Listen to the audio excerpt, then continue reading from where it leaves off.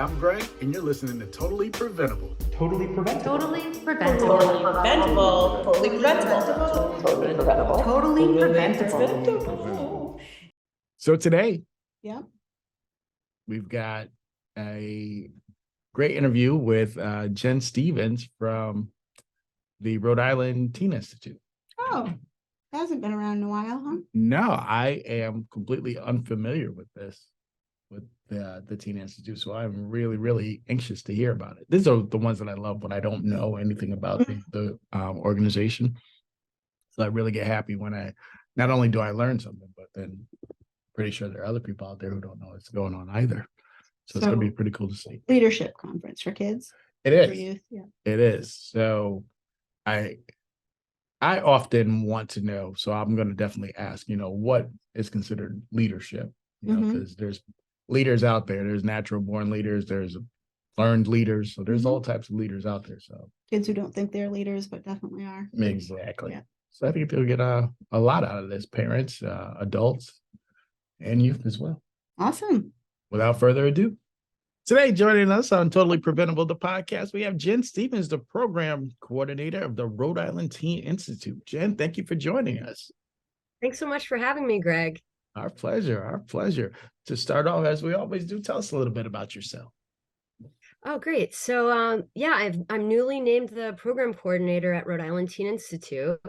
And I was with Teen Institute as a staff person from when I was a teen in 1997 up until 2010, when we lost funding, unfortunately. And I'm just so excited that there is funding through BHDDH to bring Teen Institute back starting in August of this year, 2023. Welcome back. Oh, thank you. Yeah, Very it's exciting. thrilling. So can you tell us a little bit about Teen Institute, please? Yeah, sure, Polly. So Teen Institute is a leadership training for youth. We'll have about 50 teens attending, and ideally they're going into 10th to 12th grade. It's 5 days, 4 nights. We'll be at Camp Jory, which is in Wakefield, Rhode Island, August 21st through August 25th, 2023. So there's just so much that happens at Teen Institute. Do you want to hear about it? Sure. Okay, great. So youth will be recruited from groups all over Rhode Island.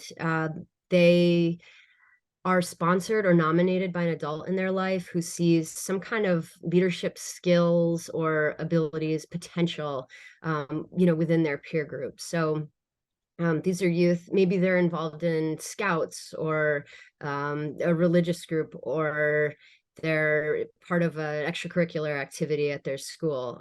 They don't have to be student council members. They don't have to be straight A students, but they need that connection to some adult who just kind of sees that ability within them. And so we'll be recruiting from all around the state. So I really appreciate being on your podcast today to start to get the word out now that we have our time and place settled. And so at Teen Institute, we're really working with youth to empower them to make healthy decisions for themselves and their community. And there are a lot of ways we do that. Team building is a big focus of the week. Everyone who attends will be part of an action group. So they'll work on those team building skills. We do Project Adventure, if you've ever heard of that, the low ropes course challenge.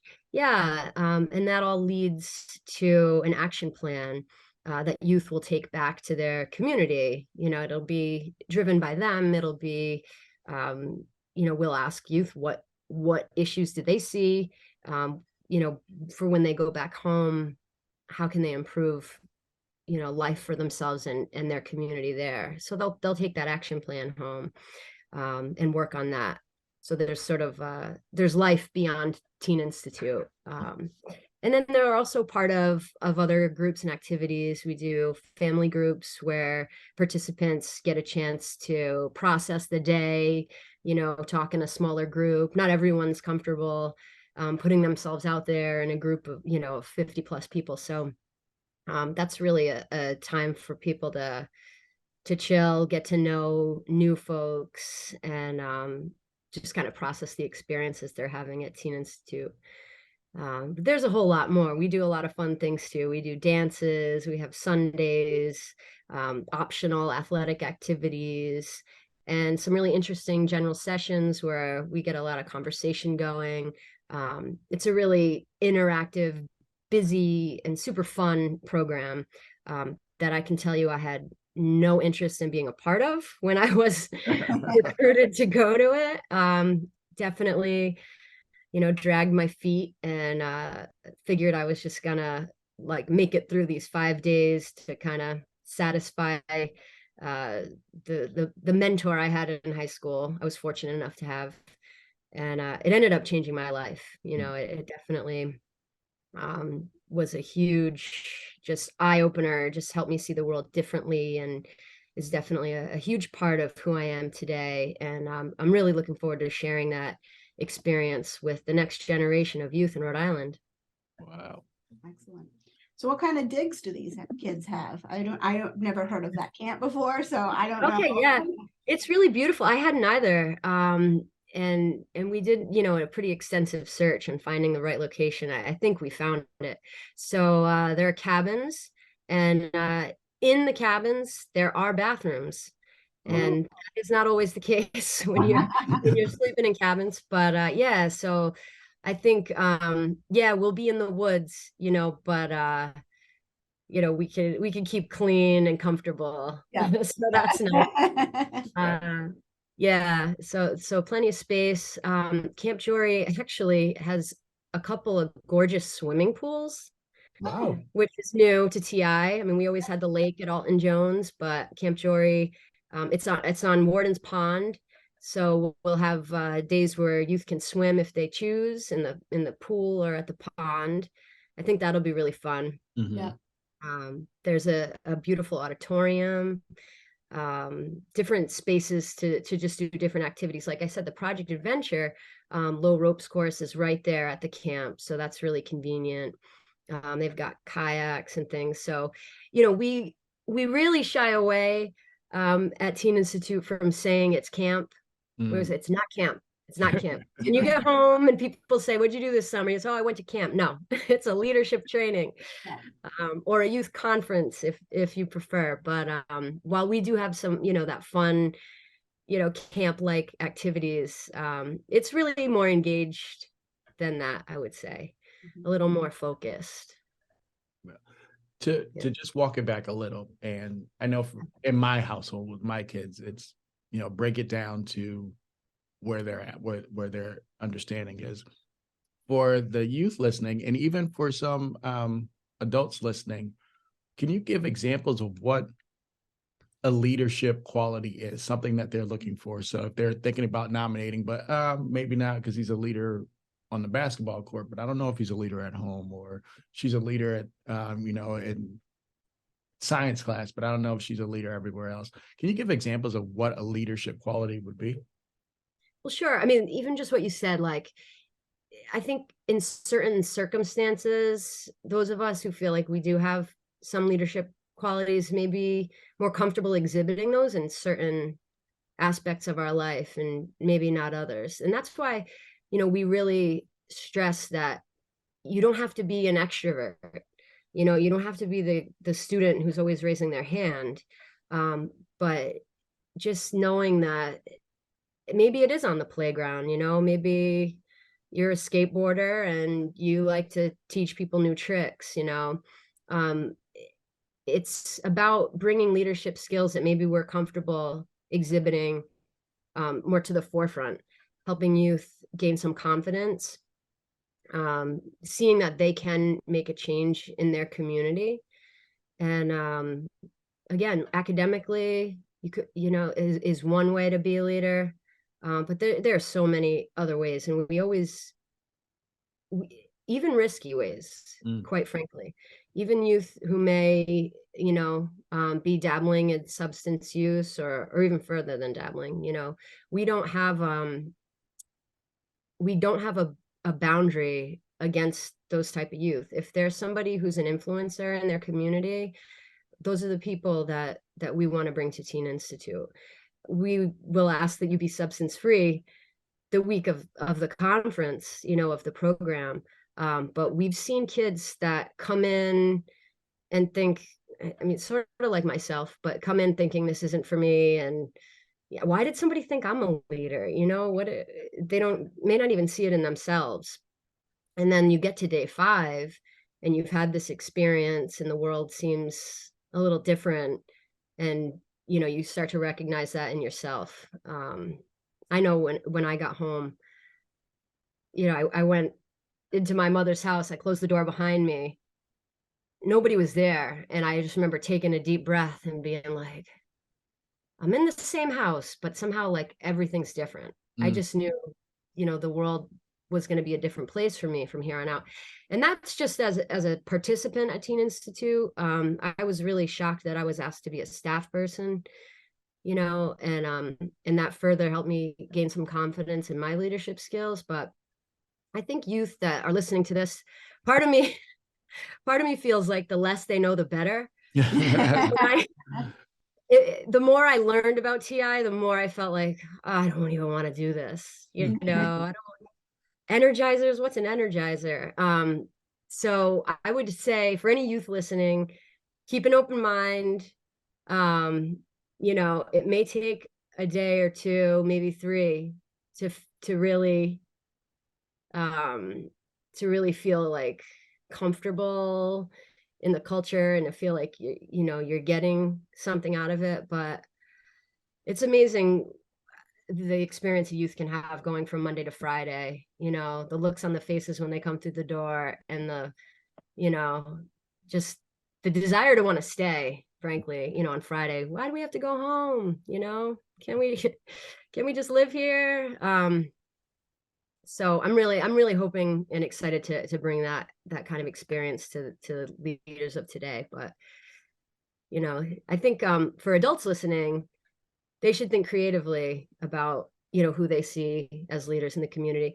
We'll look for groups. You know, we don't want youth to come by themselves. It's definitely better to do an action plan with your peers when you get home and to have that connection and to be with people that shared the experience. So groups from like 3 up to 7 tops. I think we've done 8. That's kind of a lot. But if say there's a guidance counselor who's thinking of students they want to send, I mean, maybe you do have your A students and maybe you do have a couple other kids who are feeling like that you're worried about slipping through the cracks.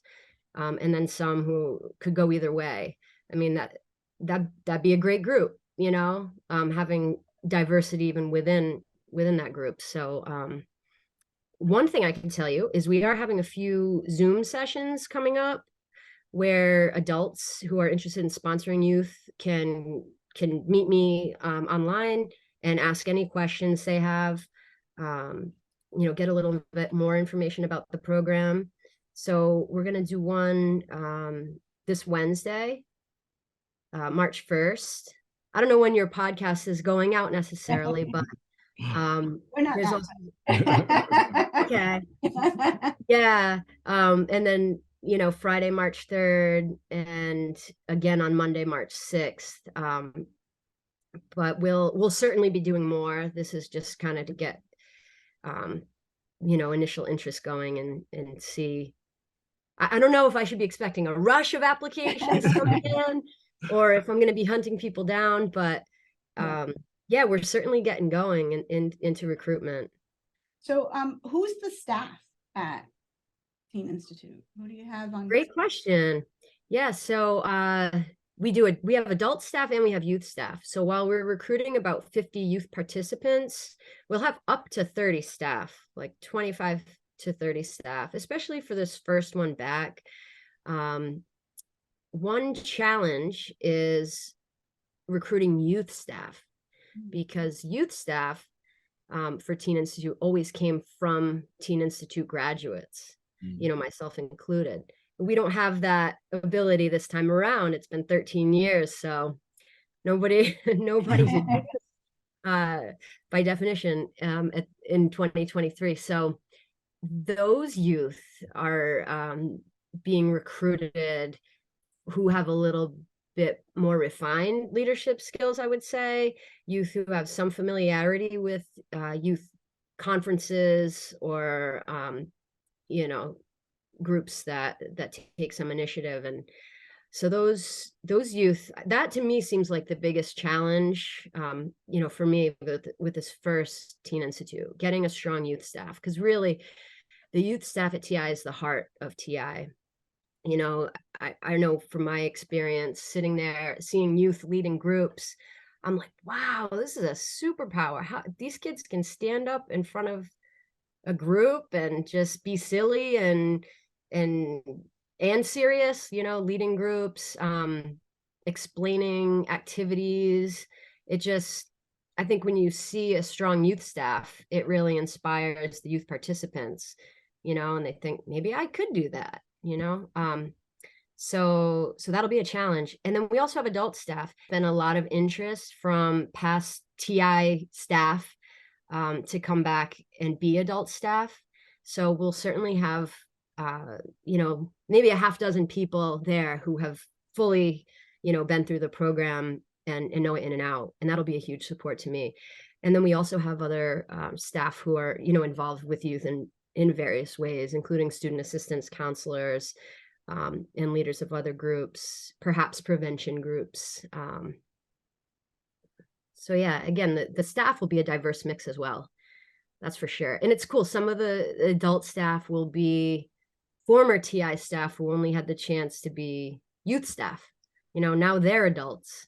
Now they have kids. And they're excited that TI is back. You know, maybe their kids will get to go. So I know a lot of us have lamented that TI wasn't around for the last 13 years. You know, we felt like youth could really use it. So yeah, we're really excited to bring it back.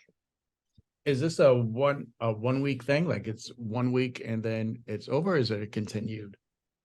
Good question. Yeah, we believe we will continue. We've gotten some assurances that funding will be there to hold another TI, but ultimately we'd love to get back up to perhaps 5 Teen Institutes a year, which is what we used to do. We had a middle school component as well. So 7th graders, you know, 12-year-olds would do a long weekend at TI, and it's a little different programming, but certainly the same energy. And we really hope that we can get that going again too. But we did do 3 high school Teen Institutes. We would do those like April vacation, you know, June, and then August. So we'll see. We have to also consider the availability of camps, you know, of locations to host us. Yeah, But yeah, I'm really hopeful. I mean, right now it's an optimistic view that, yeah, we'll keep going. How much does it cost for a kid to go? I'm so glad you asked. The cost is $25. So as any parent knows, you can't feed a high school student for a week on $25. So it's really, oh, we're feeding them. Did I not say that? Yeah. We'll be feeding them. Yeah, the $25 includes all, you know, room and board, supervision, all those activities we mentioned. You know, they'll get a t-shirt, some other things. So it's really meant to remove any economic barrier that a student might have. And I'll also say that if there is, if a participant is unable to pay the $25, scholarships are available, and I'll be happy to talk to any youth sponsor or parents about that. that is great. That's great. I was going to ask about the sponsorship opportunity. Mhm. And also going back to what you were talking about, the middle school component, as data is showing now that, you know, some of these risky behaviors are developing more and more at the middle school level. I think something for middle school will be great as well. Absolutely. Yes. Are there training topics that you could let us in on that'll be taught? Or Yeah, sure. We love exclusives Yeah. here. Yeah. Well, workshop presenters, we've approached many different people and are in the process of confirming those. It's funny because I do tend to be like, oh, the less they know, the better. Just one or I two. mean, yeah, well, we do talk about relationships, you know, what it means to have a healthy relationship, what get youth to think about what do they want in a relationship, not necessarily a partner, but yes, that too. And we also talk about how we feel targeted for who we are and how we may target other people for their identity. You know, we talk about hard topics. It's interesting because a lot of Teen Institute grads, you know, we've talked over the years, and of course there's been all this you know, social unrest and social like awakening to problems in this country and around the world, especially around race, and just who is left behind, um, you know, based on systems we kind of all participate in. Teen Institute really holds up. A lot of the activities we did, you know, we've asked ourselves, is this still relevant? Is this still helpful? Is this enough, you know, to address what youth are faced with today? And I think a lot of it is, you know, and then some things will need to be updated. A lot has changed for youth since 2010. Certainly Mhm. having a smartphone, right? Having a smartphone in your pocket. We did in 2010, we were collecting phones at TI, but I wouldn't, I mean, most of the youth probably didn't bring their phone if they had it. And I think that'll be something we talk about Mhm. at Teen Institute. And also, that's been one of our biggest struggles. How do we handle the phones? And we think it's really important to be present and engage with one another. That's really the essence of TI. We're going to learn from each other. And so phones are going to be put away. I think what we've arrived at is, you know, we'll allow staff and participants to check them daily, but it's not going to be, you know, on them. So we'll certainly talk about other things. I mean, safety as far as like road safety, your physical health and safety, you know, that will come up. We're not, Teen Institute isn't about like preaching or bombarding you with facts. It's about, you know, having mature discussions that we know these youth are capable of having, you know, if they feel like they're in a safe space, and if they feel like they're really being listened to. And that's something that the TI staff will be really skilled in, and really they'll be nurturing, you know, those youth to find their voice, and think about, you know, who they really are. What do they really need? You know, we're all different and there's strength and diversity, but we all have a lot in common too. And that's what's really cool about seeing, you know, kids from Block Island hanging out with kids from Central Falls. You know, on Monday, they're at opposite sides of the room. And then by Friday, you know, everybody's just with everybody, you know, that people aren't as afraid to connect by then. So, oh, just talking about it is getting me all excited for August. Yeah. One of my kids, it was during Teen Institute's time off, so it wasn't Teen Institute, did have the opportunity to attend a leadership conference because someone dropped out at last minute, and they were like, who's got a kid that could fit? And she went, I don't want to say kicking and screaming because we wouldn't have like made her go, but reluctantly. She had a really good time. She met a lot of friends that she would not have met anywhere else. She learned a lot of strategies and techniques to being a leader. It was a really good time. So I am sure. Glad to hear it. Yeah. So I'm sure Teen Institute is better than her event, but it's great for kids to have these leadership opportunities and hear other kids being leaders. I think that's important. Yeah, absolutely. I'm glad she had that opportunity. I know people often will compare Teen Institute to youth, and youth to youth conferences. I mean, the pandemic disrupted everything. So I'm not even sure what's going to be happening, you know, with them. I mean, there are certainly some similarities, but it's definitely a different program. So if people are familiar with that, I wouldn't just, you know, don't assume that that you know what Teen Institute's about, you know.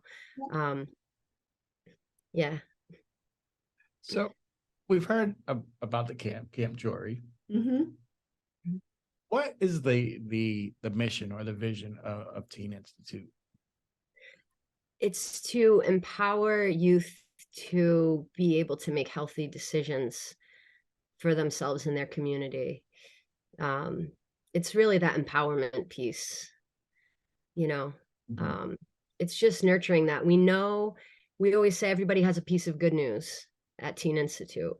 And we want to find out what yours is, what the staff people have, what the youth participants have. You know, I did dozens of these conferences, and everyone was different, and everyone, you know, by day 5 really felt like we just kind of jolted the growth of the participants, you know, opened some doors that maybe they felt were closed to them. And that's really what it's about. It's, yeah. My wonderful colleague, Terry Gregg, who's the project manager of Teen Institute and works for Rhode Island Student Assistance. She ended up saying something that really resonated with me about TI, that youths come into TI feeling like the world is really impacting them, and they leave feeling like they can impact the world. Nice. Yeah. I'm glad you mentioned Terry. Some of my kids had her as a student assistance counselor, and they loved her. But I did think there was a connection between Teen Institute and Rhode Island Student Services. Is there? Or is it just Is there a connection? Yeah. Oh no, yes, it is. Okay, So sorry. yeah, I mean, a little history. So Teen Institute was started by Sandra Del Sesto and Gail Mastro Pietro. Yeah, so Sandra's a big name in prevention in Rhode Island. Ethics classes. Oh, cool. Yeah, I mean, she's wonderful, and she'll probably make an appearance at Teen Institute. But yeah, like Sandra, so Sandra got Teen Institute going in 1989 with Gail. And they had this idea for the youth conference, got it kind of all planned out, and then needed to bid, you know, to get a grant. And RISAS actually had an interest in running the program. It was like, even though Gail and Sandra wrote it, who was going to get the contract to actually execute it? Mm. Ultimately, Sandra did. She had her organization, Initiatives for Human Development, ran Teen Institute all those years. So RISAS, in a way, was like an early competitor almost. But of course, Sandra and the CEO at RISAS, Sarah Dinklage, are, I believe, wonderful friends, and certainly have a lot of mutual respect. So when Sandra was feeling like, why isn't Teen Institute happening? You know, with everything going on in the world, and just seeing a real need out there, I think, you know, they got talking, and you know, we're able to find funding. So RISAS, yeah, is where Teen Institute is now housed. That's our what's the word I'm looking for? Like sponsor, or host organization, if you will. But we are, yeah, Rhode Island Teen Institute is a program of Rhode Island Student Assistance Services. Awesome. Yeah. I don't know if we said this. I'm pretty sure we did. Is there a deadline for applications? Yeah, it'll be in May sometime. I was saying May 26th. I think people should get applications in earlier. There does seem to be a lot of interest being generated, which is great. So we want to, yeah. And then, you know, the sooner we know who's coming, that just gets all the other planning going. I should say a lot of people at Teen Institute know me as Skippy. Oh, That's what they called me. we're gonna That's what they know that called me. story. I know. So if you hear anyone say, "Oh, Skippy," that's me. The youth at Teen Institute will probably be calling me that. There were a lot of Jens in my day at Teen Institute, so we needed to kind of fast track that. Yeah, so yeah, we're one and the same. All right. Just kidding. All right. If someone is interested in nominating a youth, or a youth is listening and really wants to attend, where can they find the application? So the application, I need to send in an email to that person. We're not just putting them up online because, like I said, there's that process of the sponsor needing to nominate a kid. So they can go to risesas.org, and under our programs, it says Teen Institute in the drop down. That's where our webpage is living. So risas.org, and then Teen Institute under our programs. And that'll give you all the contact information. So for me, I mean, if you want to reach out, you should feel free to email me. I have a Gmail account. It's riteeninstitute@gmail.com. And we also have a new phone number. It's 244-7386. That's 401-244-7386. So folks can call me to get more information. And yeah, I'm really excited to hear from anyone. And as Greg asked, will we do this again? We're pretty sure we will. So if it doesn't happen this time around, we'll hang on to information. We'll invite people to apply for the next one. And, Awesome. oh, I'm sorry. Yeah.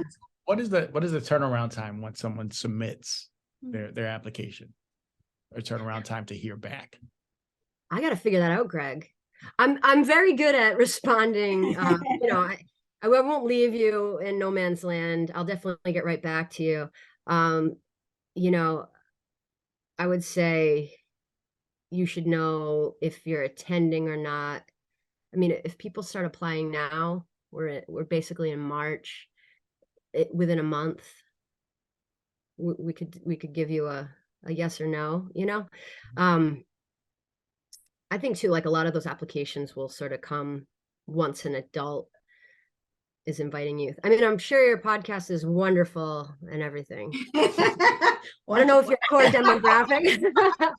I don't know if what share of your audience are 11th graders. No, I'm thinking maybe more. I could be surprised. I mean, that'd be great. It might be more than what? It might be more the adults listening. Oh, what'd you say? It might be more the adults that are listening. Yeah, Yeah. that's what I anticipated, but Yeah. Well, okay. thank you. Yes. Okay. Questions? No.